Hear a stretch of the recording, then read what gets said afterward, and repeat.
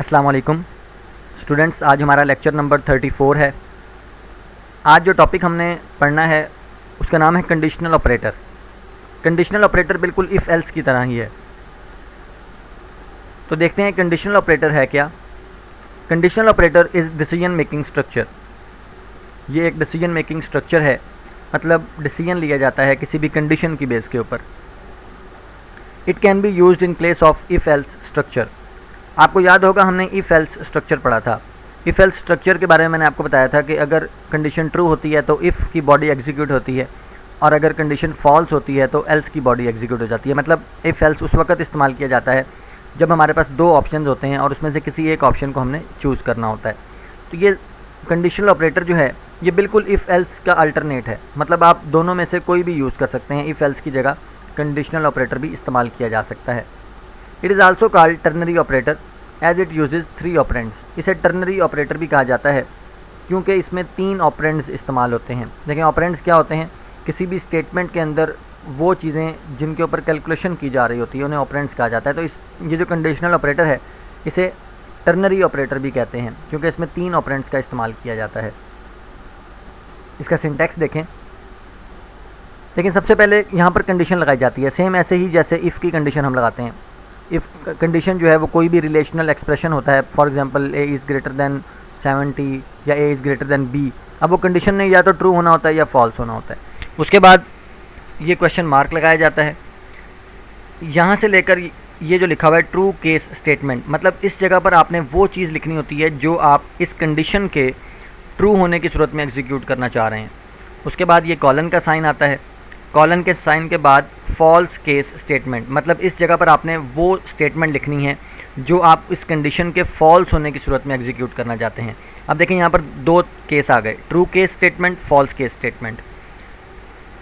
मतलब यहाँ पर वो स्टेटमेंट जो ट्रू होने की सूरत में एग्जीक्यूट होगी वो यहाँ लिखनी है, और अगर कंडीशन फॉल्स होती है तो उस सूरत में आप क्या करना चाहते हैं वो आपने इस जगह पर लिख देना है और दरमियान में कॉलन का साइन आ जाएगा। इसकी एग्जांपल से आपको ये बात क्लियर हो जाएगी कि किस तरह से ये काम करता है। देखें वो कहता है suppose we have a variable. कहता है सपोज करेंगे हमारे पास एक वेरिएबल x है। इस x वेरिएबल में आप वैल्यू असाइन करना चाहते हैं। देखें कंडीशन की बेस पर उसने किस तरह से किया है। यहाँ से ये कंडीशनल ऑपरेटर स्टार्ट हो रहा है। सबसे पहले देखें ये कंडीशन लगाई उसके सिंटैक्स के मुताबिक, जैसे अभी हमने देखा है उसका syntax a is greater than 50, ये कंडीशन है। उसके बाद क्वेश्चन मार्क है। उसके बाद ये ट्रू केस वाली स्टेटमेंट है और ये फॉल्स केस है। मतलब ट्रू होने की सूरत में ये एग्जीक्यूट होगा और फॉल्स होने की सूरत में ये एग्जीक्यूट होगा। असल में ये स्टेटमेंट क्या कर रही है, ये स्टेटमेंट इस कंडीशन की बेस के ऊपर x को वैल्यू असाइन करेगी। मतलब x में या तो 1 असाइन होगा या फिर x में 0 असाइन होगा, डिपेंड करता है इस कंडीशन के ऊपर। अगर कंडीशन ट्रू हो जाती है, मतलब a इज़ ग्रेटर दैन 50 है, तो x इज़ इक्वल टू 1, मतलब 1 x में असाइन हो जाएगा। और अगर ये कंडीशन फॉल्स होगी तो 0 असाइन हो जाएगा। This statement will assign 1 if the condition a is greater than 50 is true. It will assign 0 to x if the condition is false. अब देखें यही सेम स्टेटमेंट जो अभी हमने कंडीशनल ऑपरेटर के साथ लिखी है, इसको अगर हम इफ़ एल्स में लिखें तो इस तरह से लिखते हैं। इफ़, उसके बाद कंडीशन, या पहले पढ़ चुके हैं, a is greater than 50, condition आ गई। उसके बाद देखें x असाइनमेंट ऑपरेटर और 1, मतलब 1 जो है वो x में असाइन कर दिया जाएगा अगर ये कंडीशन ट्रू होती है। Else x assignment operator 0 assign किया जाएगा x में अगर ये कंडीशन फॉल्स होती है। तो सेम इस चीज़ को, मतलब ये जो कंडीशनल ऑपरेटर के साथ ये स्टेटमेंट लिखी है, इसको आप as it is if else में भी इस तरह से लिख सकते हैं। और इफ़ एल्स देखने से आपको पता लग गया होगा क्योंकि इफ़ एल्स आप पहले भी पढ़ चुके हैं। तो सेम यही चीज़ यहाँ पर आ रही है कि सबसे पहले कंडीशन है, उसके बाद क्वेश्चन मार्क है, फिर ट्रू केस और फिर फॉल्स केस।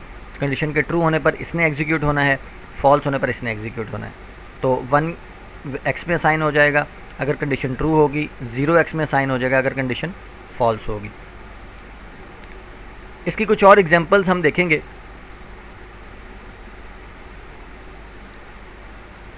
डेव C++ में हमने कुछ प्रोग्राम्स देखने हैं इसके।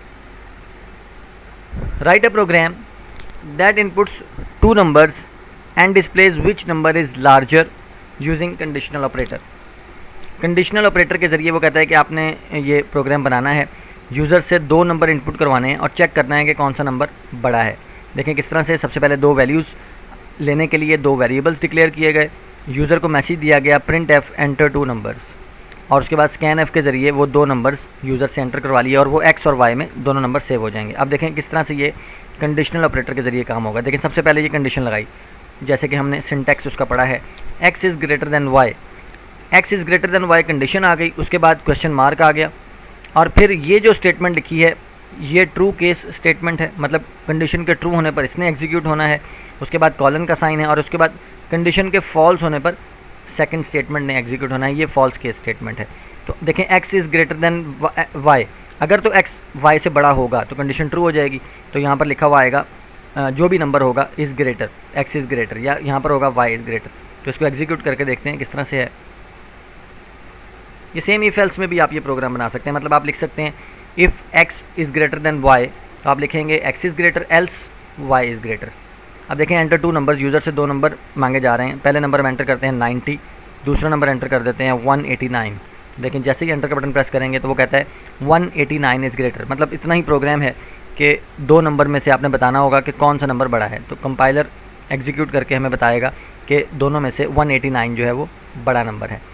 इसी तरह से एक और एग्जांपल है 11.25, ये हम देखते हैं write a program that inputs a number and display whether it is divisible by 3 और नॉट। वो कहता है यूज़र से एक नंबर इनपुट करवाएं और चेक करें कि वो नंबर 3 के ऊपर डिवाइड होता है या नहीं, डिविजिबल बाय 3 है या नहीं। जैसे कि आपको पता है कि 3 के ऊपर डिवाइड 5 है, 6 है, 9 है, 12 है, 15 है, ये तमाम नंबर जो हैं वो डिविजिबल बाय 3 होते हैं।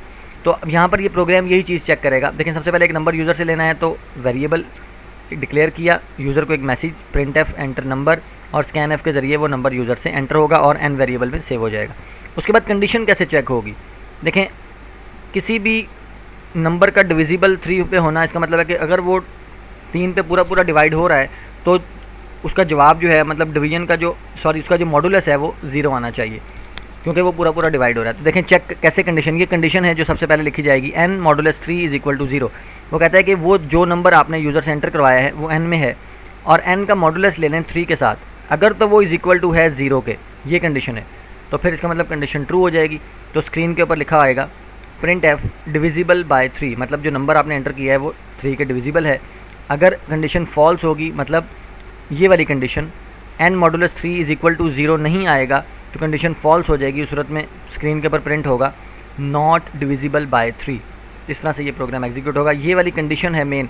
इसी प्रोग्राम को आप इफ़ एल्स के साथ भी कर सकते हैं, मतलब आप लिखेंगे if n modulus 3 is equal to 0, फिर लिख देंगे डिविजिबल बाय 3 प्रिंट एफ, और उसके बाद एल्स पार्ट में आप लिख देंगे नॉट डिविजिबल बाय 3। तो कंडीशन के ट्रू होने पर इफ़ की बॉडी एग्जीक्यूट हो जाएगी, मतलब ये वाली स्टेटमेंट एग्जीक्यूट हो जाएगी जो कि आपने इफ़ की बॉडी में लिखी होगी, और अगर कंडीशन फॉल्स होगी तो एल्स वाली स्टेटमेंट एग्जीक्यूट हो जाएगी। तो यही सेम स्टेटमेंट जो मैंने आपके सामने कंडीशनल ऑपरेटर के साथ की लिखी है, इसको आप इफ़ एल्स के साथ भी सॉल्व कर सकते हैं। प्रोग्राम को एग्जीक्यूट करके देखते हैं।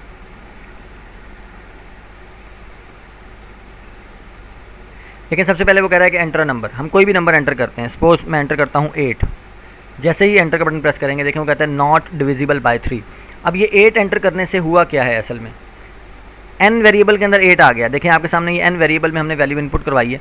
अब 8 मॉडुलस 3 किया गया, जब 8 मॉडुलस 3 किया जाएगा तो वो इज़ इक्वल टू 0 नहीं आएगा, कंडीशन फॉल्स हो जाएगी। तो उस सूरत में ये वाली स्टेटमेंट एग्जीक्यूट होगी जो कि फॉल्स केस स्टेटमेंट में लिखी हुई है। इस तरह से हम कोई डिविजिबल बाय 3 वाला नंबर एंटर करके देखते हैं कि क्या आंसर आता है। लेकिन सपोज करें हम एंटर करते हैं 18 एंटर किया और एंटर का बटन प्रेस करते हैं, देखें वो कहता है डिविजिबल बाय 3। इसकी वजह क्या है, क्योंकि जब 18 का मॉडुलस लिया गया 3 के साथ, 18 का मॉडुलस लिया गया 3 के साथ, तो वो आंसर जो है वो 0 ही आएगा, कंडीशन ट्रू हो जाएगी। तो वो कहेगा प्रिंट एफ डिविजिबल बाय 3, मतलब 18 जो है वो 3 के ऊपर पूरा डिवाइड होता है। ये एग्जांपल्स हैं, 2 एग्जांपल्स कंडीशनल ऑपरेटर की। छोटा सा टॉपिक है और ये आपकी चैप्टर नंबर 11 है वो आज ख़त्म हो गया है। इसका लास्ट टॉपिक कंडीशनल ऑपरेटर ही था। कल वाले लेक्चर में और परसों वाले लेक्चर में हमने इस चैप्टर की एक्सरसाइज करनी है। यहाँ तक आपका ये चैप्टर नंबर 11 कंप्लीट हो गया है। जज़ाकल्लाह।